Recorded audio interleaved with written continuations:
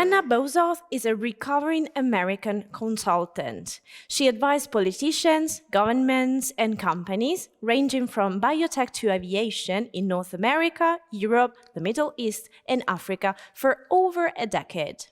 She has worked in the heart of the European Union and been embedded at the Pentagon. Now, she lives in Canada with her partner. Brenna is our special guest today to present her new published book entitled My Time in the Asylum, Surviving America, edited and released in collaboration with Eurobox. Let's welcome her, who's right now connected with us. Hi, Brenna. Thank you very much for accepting this invitation. Thank you for having me. So let's introduce the book, first of all, please. What is it about? My Time in the Asylum is a satirical look at the political process in the U.S., working in that process and living with that process, and the realities of building a career around that process.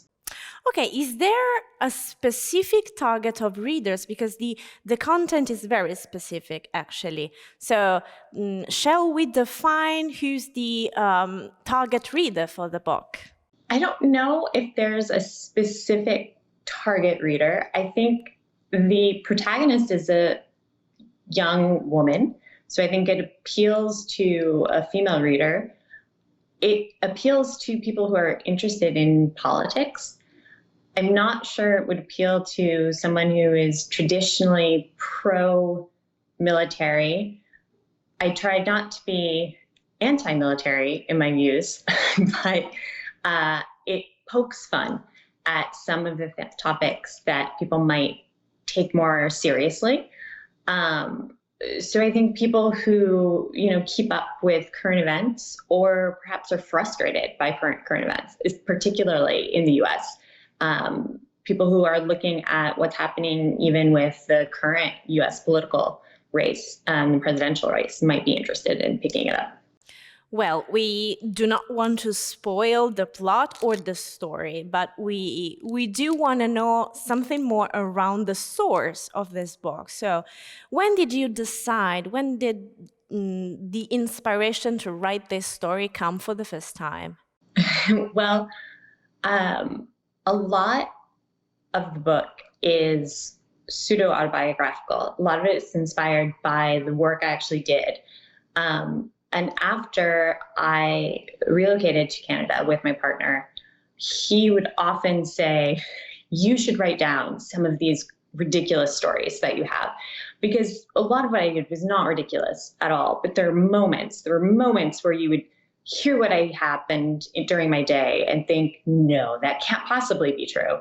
But I think what inspired me the most was we started a tradition when we were graduate students a million years ago of having viewing parties during the presidential results for the US. And in 2016, I was very excited that the US, my country, was going to elect a female president for the first time.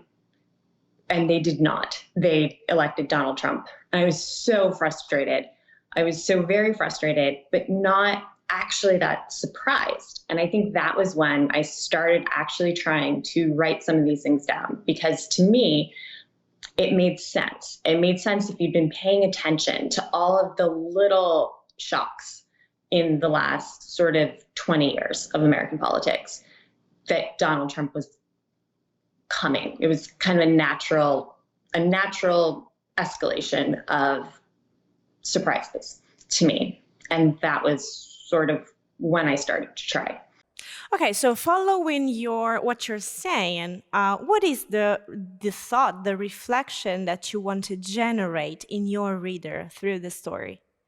I think what I'd like to generate, I'd like people to try to stop to think about what they're voting for in the US. I'd like people to try to pay attention. And I know it's so difficult. I know how busy people are, especially people who are working and have families. And I know, as someone who worked in politics, that they're up against teams of people who do everything they can to distract them from what political parties are actually trying to do so they can get a certain person in the office. But to encourage people to try and make the extra effort to look past what is trending on social media, and to encourage the news sometimes to look past what's trending on social media, so that people are actually voting for what they want and they're not blindly voting for change when the change is not the change that they want, but they're actually voting for what they think will make their lives and their children's lives and their fellow citizens' lives better. And they're not blindly voting out of frustration, but they're voting to build something better. Well, Brenna, it seems highly related to America, to the US only, but I really feel that it is a global message that you're trying to share. So thank you. Thank you again for the time that you dedicated to this chat, and we want to wish you best luck with your book. Thank you so much. My Time in the Asylum, Surviving America follows Jamie, a young political consultant on the rise as she struggles to put the US Army into the 21st century and hide a chronic health condition. It's honest, darkly funny, and inspired by true events. My Time in the Asylum, Surviving America, written by Brenna, Bozarth, is now available in bookstores and digital platforms. It's a publication by Eurobox.